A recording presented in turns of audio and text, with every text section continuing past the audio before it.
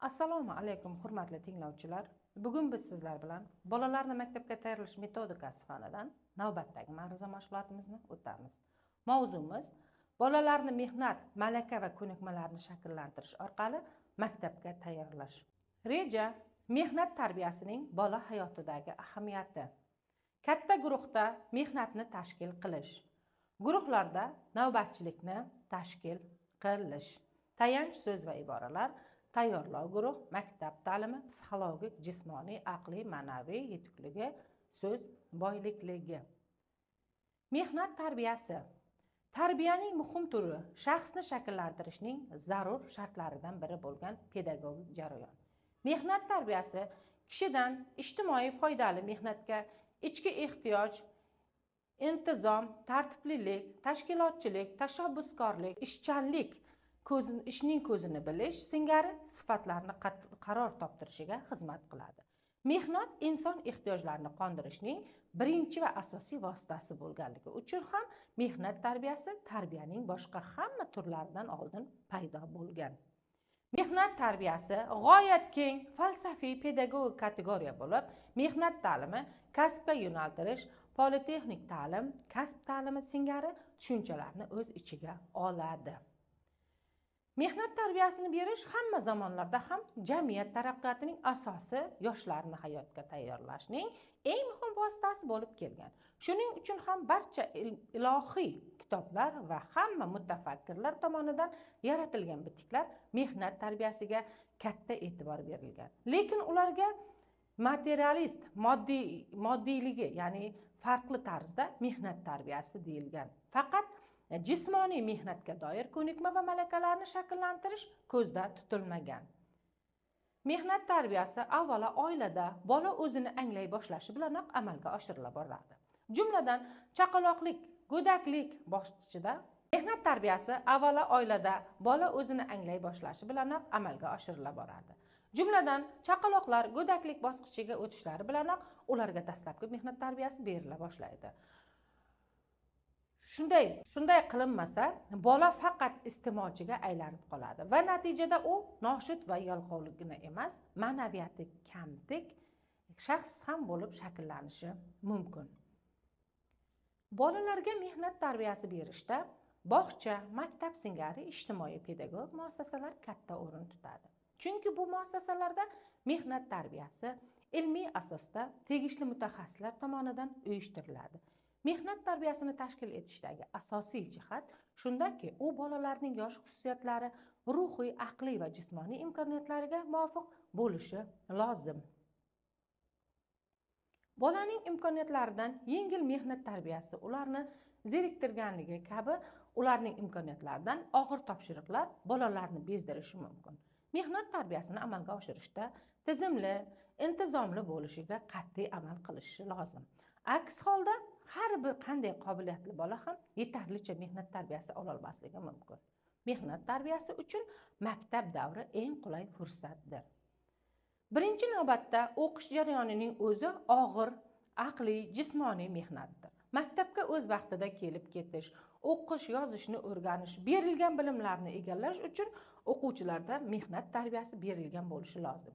Chunki o'quv topshiriqlarini bajarishda, darsni o'zlashtirishda, o'tilganni takrorlashda, ishlarni bajarishda, kerakli mehnatni yodlash, ko'chirish, ko'nikmalarini olish, lug'atlar bilan ishlay olishi ularni uchun o'quvchi muayyan intizomga ega bo'lishi va rioya etishi lozim.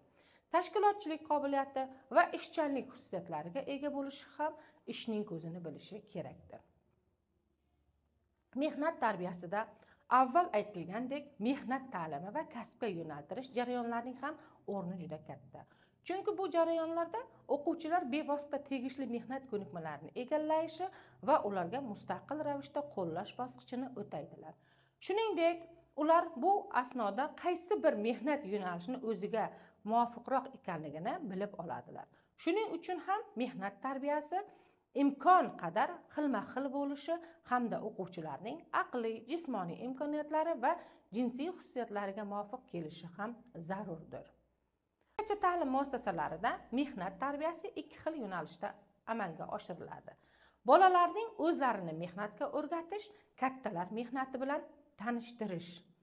Mehnat qilish muntazam ravishda bo'lib, unda hamma bolalar ishtirok etsa, kattalar mehnati bilan tanishtirib borilsa, u tarbiya vositasida aylanib boriladi.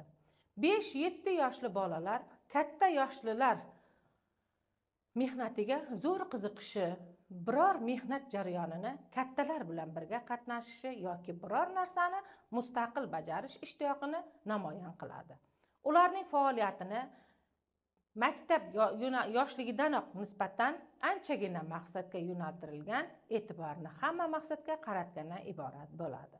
Bolalar mehnati malakalarini, mehnat qilish odatini shakllantirish, har bir ishni oxiriga yetkazish ko'nikmasini tarbiyalash, pedagogik jarayonni to'g'ri tashkil etish qoidalarini rioya qilinganligida, katta guruhda o'ziga o'zi xizmat qilish mehnatni xo'jalik, turmush mehnati, tabiatdagi mehnat, shuningdek qo'l mehnatlarini tashkil etishdan iborat.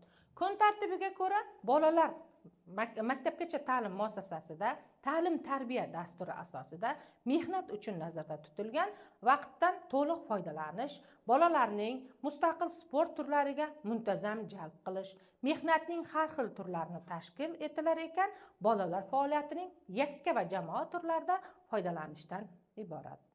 Mehnatning har xil turlarini tashkil etilar ekan, bolalar faoliyatining yakka va jamoa turlarida foydalanishi, bolalar mehnatiga rahbarlik, metod va usullari, ta'lim-tarbiya vazifalariga muvofiq tanlash, xilma-xil mehnat turlarini tashkil etishda ularning bolalar faoliyatining boshqa turlari bilan oqilona biriktirish orqali amalga oshirish mumkin.